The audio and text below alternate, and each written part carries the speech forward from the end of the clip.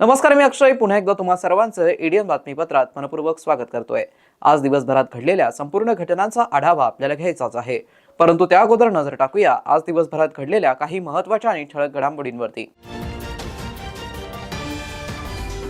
शिवसेना उबाटा गटात गटबाजी पुन्हा चर्चेत, रशीद मामूचं होणार काय, चर्चा वर्तुळात सुरू। तर ठाकरे सेनेला धक्का, अखेर संभाजीनगर शिवसेना उबाटा महानगर प्रमुख रेणुकादास वैद्य यांचा मुंबईत भाजपात जाहीर प्रवेश। उखळ्या पाखळ्यात चालत राहतात दानवेंच्या प्रतिक्रिया। आता बघूया सविस्तर बातम्या। शिवसेना उद्धव बाळासाहेब ठाकरे पक्षाने नुकताच आपला सहकारी पक्ष असलेल्या काँग्रेसचा एक बडा नेता फोडलाय। काँग्रेसची साथ सोडत काँग्रेसचे माजी महापौर अब्दुल रशीद खान उर्फ मामू यांनी आपल्या सहकाऱ्यांसह शिवसेनेत प्रवेश केलाय। पक्षप्रमुख उद्धव साहेब ठाकरे यांनी अब्दुल रशीद खान यांचं पक्षात स्वागत केलं। यावेळी शिवसेना नेते आणि अंबादास दानवे इतर पदाधिकारी उपस्थित होते। मात्र याच पक्ष प्रवेशावरून छत्रपती संभाजीनगरच्या राजकारणात नव्या वादाला तोंड फुटलंय। काँग्रेसचे माजी महापौर अब्दुल रशीद खान उर्फ मामू यांनी आपल्या सहकाऱ्यांसह शिवसेनेत प्रवेश केला खरा, मात्र या प्रवेशानंतर शिवसेनेचे ज्येष्ठ नेते आणि माजी खासदार चंद्रकांत खैरे यांनी थेट विरोध दर्शवला। माझा तुला विरोध आहे असं म्हणत खैरे कमालीचे आक्रमक झाल्याचं पाहायला मिळालं। या घटनेमुळे शिवसेना पक्षात एकच खळबळ उडाली असून खान आणि खैरे नव्यानं आमनेसामने आल्याचं चित्र दिसून आलंय। काँग्रेस पक्षातून नुकतंच ठाकरे गटात आलेले माजी महापौर रशीद मामू यांनी आज माजी खासदार चंद्रकांत खैरे यांनी उघडपणे विरोध केलाय। रशीद मामू जरी पक्षात आले असले तरी त्यांना मी तिकीट मिळू देणार नाही असं चंद्रकांत खैरे म्हणालेत। याच वेळी रशीद मामू यांनी चंद्रकांत खैरे यांची गळाभेट घेण्याचा प्रयत्न केला असता चंद्रकांत खैरे यांनी नकार दिला। तुम्ही जरी भेट घेत असला तरी तुम्हाला तिकीट मिळणार नाही असा सज्जड दम चंद्रकांत खैरे यांनी रशीद मामू यांना दिलाय। तर रशीद मामू यांचा प्रवेश झाल्याने 50,000 मतांचं नुकसान झालंय। ज्यांनी दगडफेक केली त्यांना प्रवेश दिला, त्यांना आता तिकीट दिलं तर पहा मी काय करतो असा थेट इशाराही चंद्रकांत खैरे यांनी एक प्रकारे पक्षश्रेष्ठींनाही दिल्याचं पाहायला मिळालं। दरम्यान याच वादावरती शिवसेना नेते आणि माजी विरोधी पक्षनेते अंबादास दानवे यांनी प्रतिक्रिया देत या पक्ष प्रवेशावरती स्पष्टीकरण दिलंय। शिवसेनेचे पक्षप्रमुख पक्षात काय मुख्य आहेत त्यांनी प्रवेश दिला। खैरे साहेब नेते आहेत, उद्धवजी निर्णय घेतील, सर्वेमध्ये जे होईल त्याला उमेदवारी देऊ अशा प्रतिक्रिया दिल्या। मात्र रशीद मामू हिची चर्चा सध्या शहरभरात जोरदार सुरू आहे। खैरे साहेबांनी जे सांगितलं त्यांचा बंदा बरोबर आहे, त्यांना माझा राग आहे, ते काय आहे ते आम्ही करून घेऊ, इतका काय मोठा नाही राग, ते आम्ही त्याला मिळून करून घेऊ। आणि जेव्हा मातोश्रीवर मी गेलो त्यावेळेला उद्धव साहेबांनी मला पार्टीमध्ये प्रवेश केलेला आहे।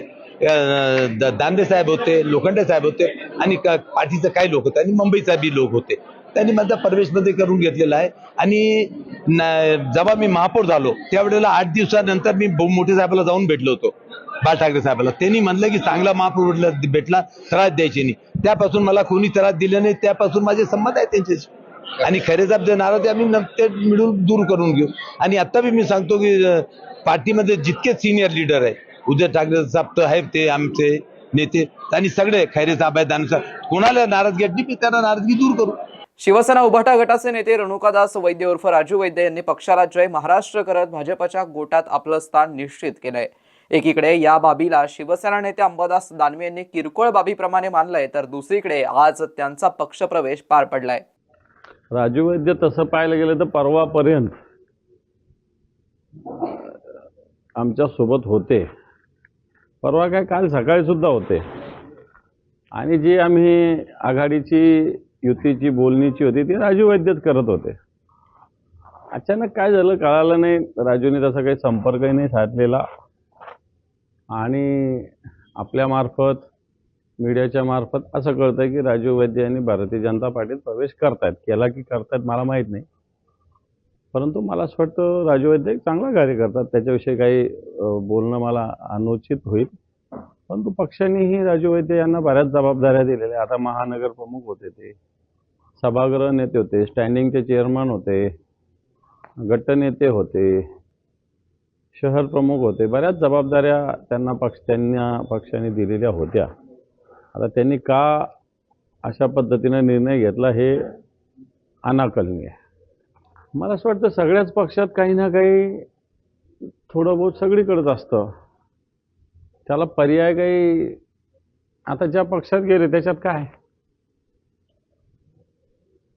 काय, आज सगळ्या पेपरला हेडलाईन आहे, सुधीर मुनगंटीवार काय काय बोलले हे आहे. मी आता खालचं लोकलच्या विषयात जात नाही मी, कारण अशा उखाळ्या पाखळ्या काढण्यात काही अर्थ नसतो.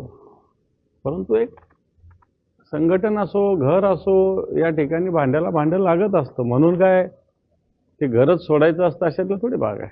मनरेगा कायदा रद्द करून त्या जागी व्हीबीजी रामजी कायदा आणला जात आहे. मनरेगा कायदा रद्द करणं म्हणजे ग्रामीण कष्टकऱ्यांच्या तोंडातील घास काढून घेण्याचा प्रकार असल्याचं सांगून या विरोधात डाव्या लोकशाहीवादी पक्ष संघटनांनी सोमवारी जिल्हाधिकारी कार्यालयासमोर निदर्शने केली आहे.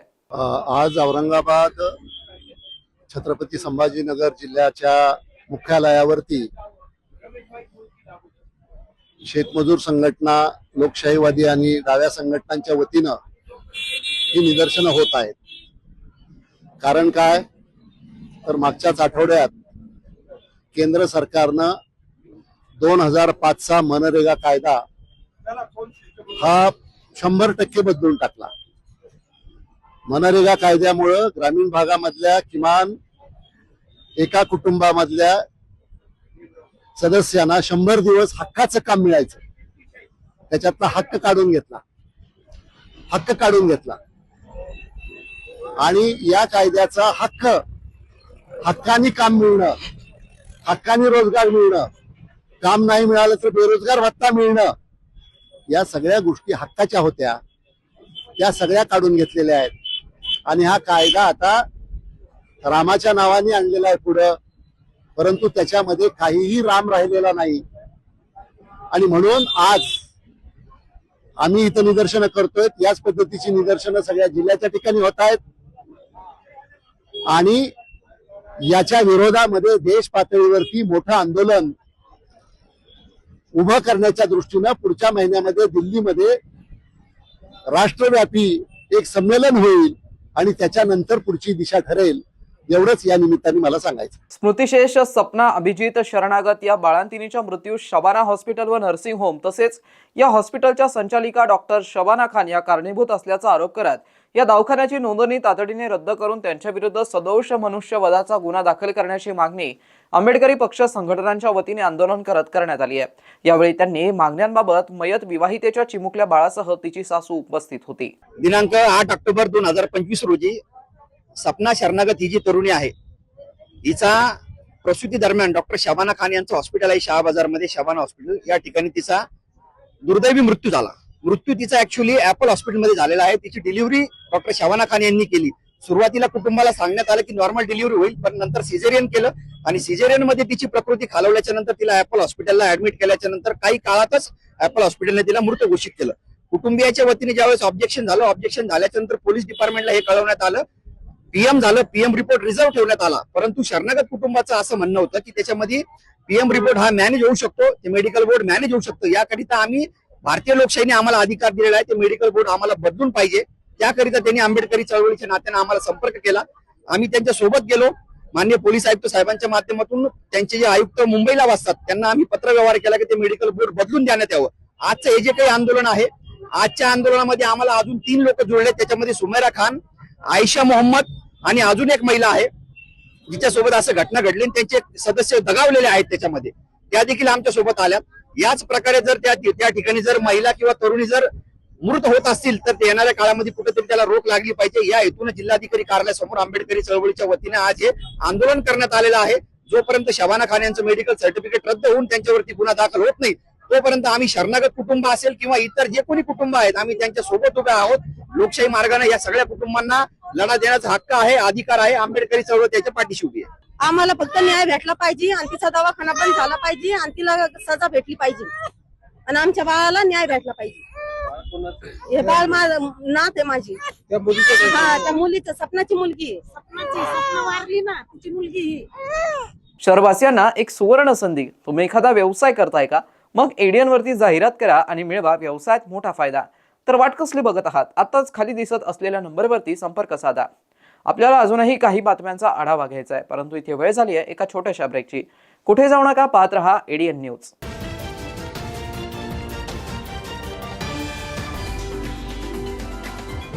नमस्कार. पोलीस आयुक्त छत्रपती संभाजीनगर व आयुक्त छत्रपती संभाजीनगर महानगरपालिका यांचे करून सर्व नागरिकांना आवाहन करण्यात येते की शासनाच्या आदेश व माननीय न्यायालयाने पतंग उडवण्यासाठी नायलॉन मांजाचा वापर करण्यास प्रतिबंध केला आहे.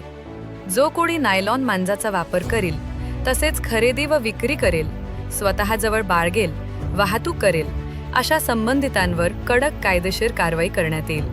कोणीही नागरिक नमूद सूचनांचे उल्लंघन करताना आढळून आल्यास पोलीस मदत क्रमांक 112, पोलीस नियंत्रण कक्ष क्रमांक 024 0224 0500 अथवा स्थानिक पोलीस स्टेशन येथे संपर्क साधावा. लहान मुले हे पतंग उडताना नायलॉन मांजाचा वापर करणार नाही याकडे पालकांनी लक्ष द्यावे. धन्यवाद.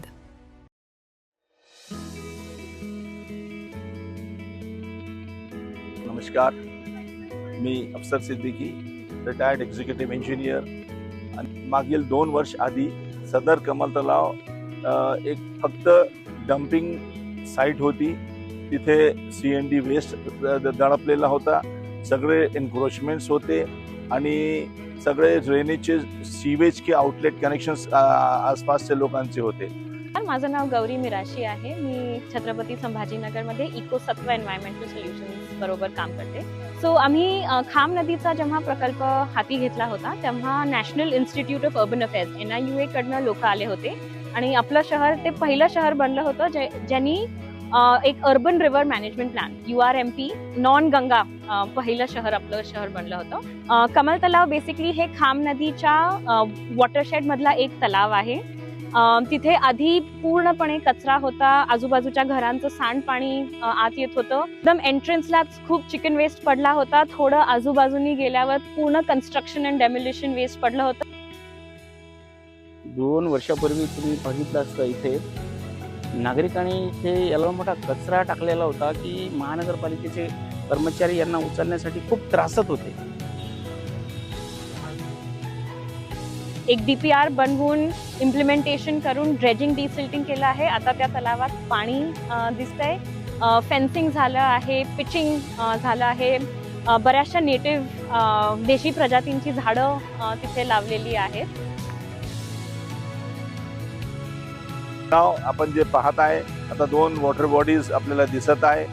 बर्ड्स अट्रॅक्ट होत आहे आणि तिथे लोकांसाठी 1 किलोमीटर लांबीचं पाथवे तयार करण्यात आलेलं आहे.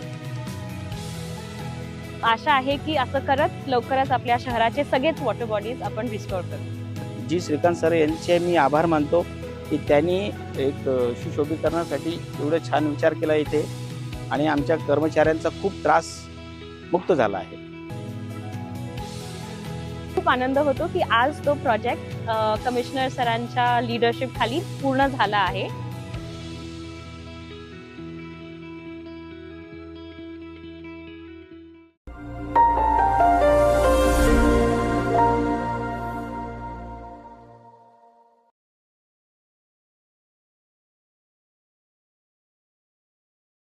आपण मला नाही ओळखत, पण कामाला जरूर ओळखत असाल.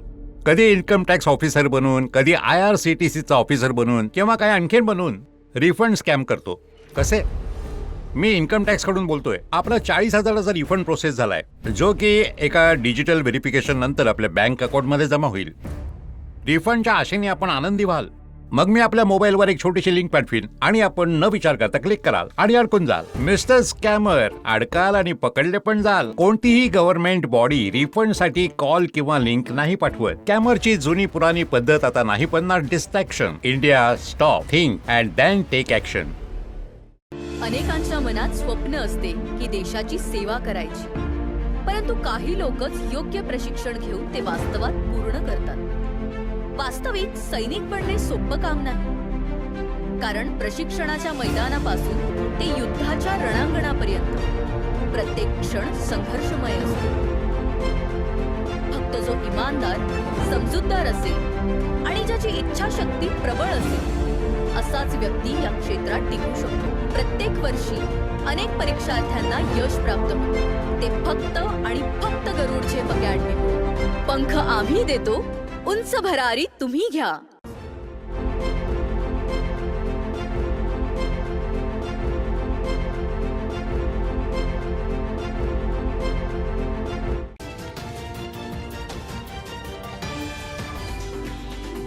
ब्रेकनंतर पुन्हा एकदा स्वागत. आपण बघत आहात एडीएन बातमीपत्र.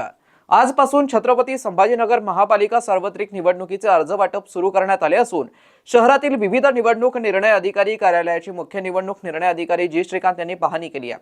या प्रक्रियेबाबत आणि मतमोजणी केंद्राबाबत त्यांनी एडीएन सोबत बोलताना अधिक माहिती दिली आहे. नगर महानगरपालिका सार्वत्रिक निवडणुकीच्या साठी आज नामनिर्देशन दाखल करण्याचं काम सुरू झालेलं आहे आणि आजपासून 23, 24, 25 रजा असणार आहे, 26, 27 आणि नंतर 28 रजे असणार आहे जे रविवारी, आणि नंतर 30 तारीखपर्यंत नामनिर्देशन पत्र आपल्याला दाखल करता येणार आहे. आणि हे आमकास मैदान परिसरामध्ये असलेल्या घनकचरा विभागाच्या ठिकाणी ते निवडणूक निर्णय अधिकारी प्रभाग क्रमांक 3, 4, 5 साठी त्या ठिकाणी असणार आहे. असे विविध प्रभागांसाठी शहरामध्ये 9 ठिकाणी निवडणूक निर्णय अधिकारी, ज्या प्रभागामध्ये अर्ज भरायचे त्याच प्रभागामध्ये आपल्याला नामनिर्देशन पत्र ऑफलाईन पद्धतीने दाखल करावायची आहे. त्यामुळे नियमित वेळेमध्येच तुम्ही दाखल करणे गरजेचे असणार आहे आणि एकही मिनिट उशीर झाला तर ते नामनिर्देशन पत्र स्वीकारलं जाणार नाही. मतमोजणी केंद्राची पाहणी केली सर, कुठे कुठे मतमोजणी 4 ठिकाणी असणार आहे आणि Garware IT information technology park Chikalthana MIDC परिसरामध्ये आणि शासकीय अभियांत्रिकी विद्यालय आणि शासकीय पॉलिटेक्निक कॉलेज आणि तसेच SFS या ठिकाणी 4 ठिकाणी 9 निवडणूक निर्णय अधिकाऱ्यांच्या 29 प्रभागाची मतमोजणी त्या ठिकाणी केलं जाणार. शेतकऱ्यांच्या कपासाला शासकीय हमीभाव मिळावा आणि सिल्लोड तालुक्यात जिनिंग प्रेसिंग येथे तातडीने कापूस खरेदी केंद्र सुरू करून CCIच्या भ्रष्ट अधिकाऱ्यांवरती कारवाई करण्यात यावी या मागणीसाठी शिवसेनेच्या वतीने सिल्लोड येथील डॉक्टर बाबासाहेब आंबेडकर चौकात रास्ता रोको आंदोलन करण्यात आलंय. कापसाला योग्य दर मिळत नसल्यामुळे शेतकरी आर्थिक अडचणीत सापडला असून प्रशासनाने त्वरित हस्तक्षेप करावा अशी मागणी आंदोलकांनी केली. यावेळी शिवसेना पदाधिकारी व कार्यकर्त्यांनी CCIच्या अडमुठी धोरण व भ्रष्ट अधिकाऱ्यांविरोधात जोरदार घोषणाबाजी केली. जोपर्यंत खरेदी केंद्र सुरू होत नाही तोपर्यंत आंदोलन मागे घेणार नाही असा इशारा देण्यात आला. दलाल हटाव, शेतकरी बचाव, शेतकऱ्यांच्या मागण्या मान्य करा, शेतकऱ्यांचा माल हमीभावाने खरेदी करा अशा घोषणा आंदोलनात देण्यात आला. आंदोलनामुळे छत्रपती संभाजीनगर जळगाव महामार्गावरती दुतर्फा वाहतूक ठप्प झाली होती. या आंदोलनात माजी मंत्री आमदार अब्दुल सत्तार देखील उपस्थित होते. विधानसभेत तारांकित प्रश्नांचं उत्तर देताना मुख्यमंत्र्यांनी सिल्लोडला CCI केंद्र सुरू करण्याचं सांगितलं. त्यानंतर देखील CCI केंद्र सुरू न झाल्याने CCIच्या भ्रष्ट अधिकाऱ्यांची SIT चौकशी करण्यात यावी, तसेच सिल्लोड येथील तालुका सहकारी जिनिंगमध्ये हमीभावाने कापूस खरेदी केंद्र सुरू करण्यात यावं अशी मागणी आमदार अब्दुल सत्तार यांनी केली. सदरील मागणी तातडीने मान्य न झाल्यास याहून अधिक तीव्र आंदोलन छेडण्यात येईल असा इशारा आमदार अब्दुल सत्तार यांनी दिला. आंदोलनात नवनिर्वाचित नगराध्यक्ष अब्दुल समीर, जिल्हा बँकेचे चेअरमन अर्जुन पाटील गाडे, शिवसेना तालुका प्रमुख केशवराव पाटील तायडे, कृषी उत्पन्न बाजार समितीचे सभापती विश्वास घाडे, उपसभापती संदीप राऊत, शिवसेना उपजिल्हा प्रमुख किशोर अग्रवाल, देविदास लोखंडे, जिल्हा संघटक सुदर्शन अग्रवाल, शहर प्रमुख मनोज झवर, माजी उपनगराध्यक्ष विनोद मंडलेचा, महिला आघाडीच्या दुर्गाताई पवार, कृषी उत्पन्न बाजार समितीचे संचालक नंदकिशोर सहारे, दामूअण्णा गव्हाणे, जयराम चिंचपुरे, नानासाहेब रहाटे, शेख जावेद, प्रताप प्रसाद, देविदास पालोदकर, तालुका सहकारी जिनिंगचे चेअरमन गणेश गरुड, व्हाईस चेअरमन अनिस पठाण, रमेश साळवे, संजय डमाळे, राजूबाबा काळे, राजेंद्र ठोंबरे, सयाजीराव वाघ, अक्षय मगर, विठ्ठल सपकाळ, शेख सलीम, रऊफ बागवान आदींसह तालुक्यातील शेतकरी, शिवसेना पदाधिकारी आणि कार्यकर्ते उपस्थित होते. खरं म्हणजे शेतकऱ्यांचा जो कापूस आहे तो व्यापारी कमी भावामध्ये घेऊ लागले आणि CCI बघ्याची भूमिका घेऊ लागले. CCIने 2 ठिकाणी जे खरेदी केंद्र चालू केला त्या ठिकाणी फक्त त्यांना पैसे खायला मिळतात तिथेच चालू करतात.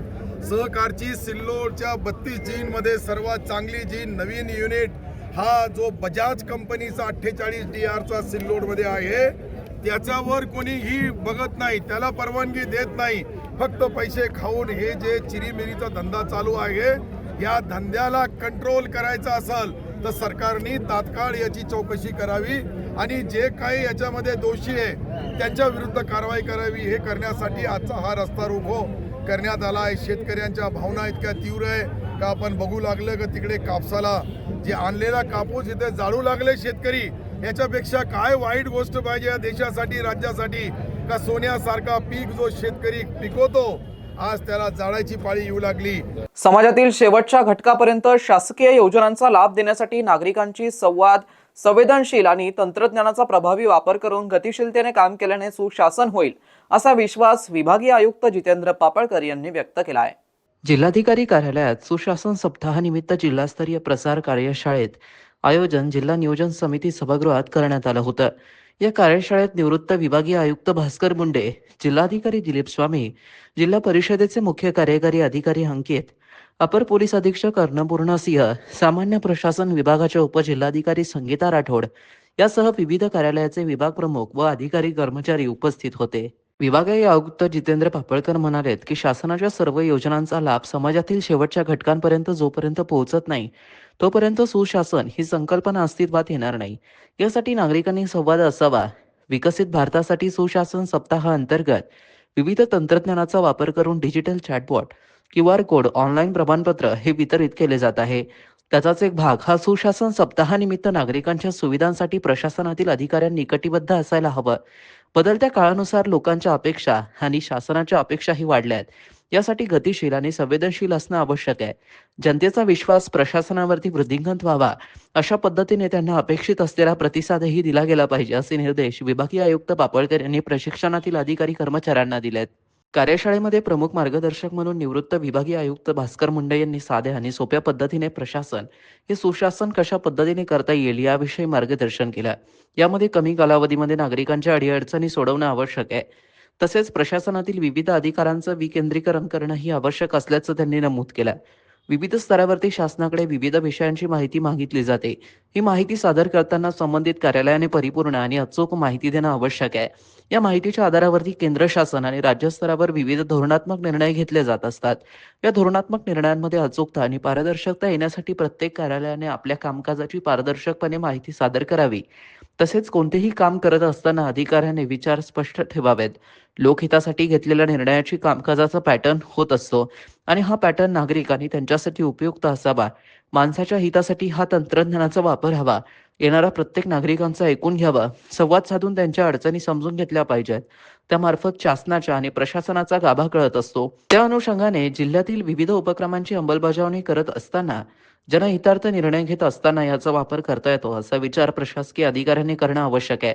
शासन निर्णयाची अंमलबजावणी करत असताना तांत्रिक बाबींचा अडसर दूर करून सकारात्मक उद्देशाने आणि प्रामाणिक पद्धतीने काम केल्याने प्रशासन हे सुशासन होत असतं, असं मुंडे यांनी सांगितलं. जिल्हाधिकारी दिलीप स्वामी यांनी सांगितलं की जिल्हा प्रशासनाने विविध उपक्रम घेऊन प्रशासन हे सुशासन करण्याच्या अनुषंगाने लोकाभिमुख करून विविध उपक्रम राबवले. यामध्ये जिल्हाधिकारी तहसीलच्या दारी एक हात मदतीचा, दशसूत्री उपक्रम, अर्ज द्या कर्ज घ्या, जलसमृद्ध गाव अशा विविध उपक्रमांचा आढावा त्यांनी विभागीय आयुक्तालयांसमोर सादर केला.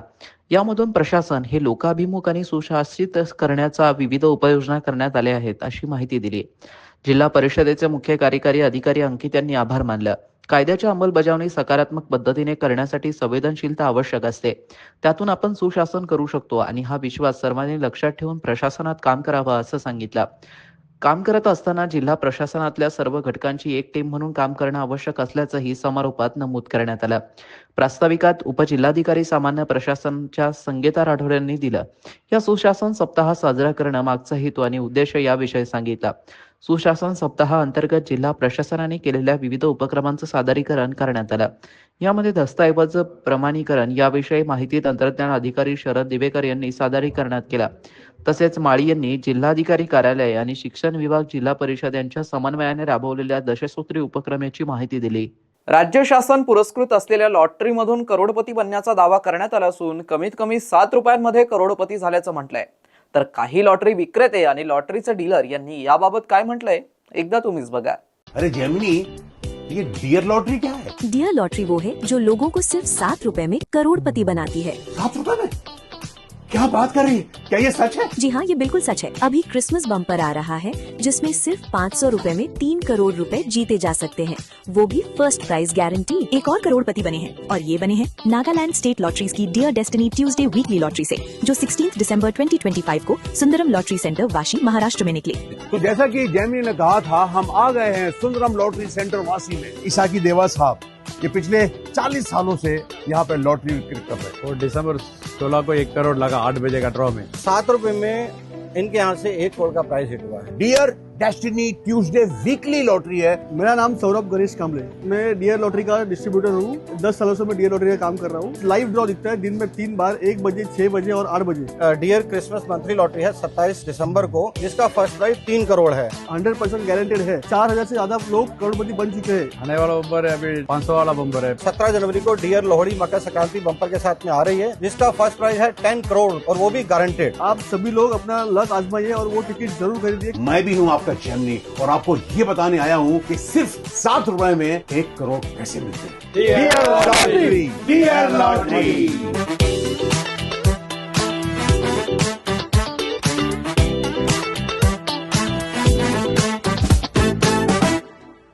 शेवटी पुन्हा एकदा नजर टाकूया आज दिवसभरात घडलेल्या काही महत्त्वाच्या आणि ठळक घडामोडींवरती। शिवसेना उबाटा गटात गटबाजी पुन्हा चर्चेत, रशीद मामूचं होणार काय, चर्चा वर्तुळात सुरू। तर ठाकरे सेनेला धक्का, अखेर संभाजीनगर शिवसेना उबाटा महानगर प्रमुख रेणुकादास वैद्य यांचा मुंबईत भाजपात जाहीर प्रवेश।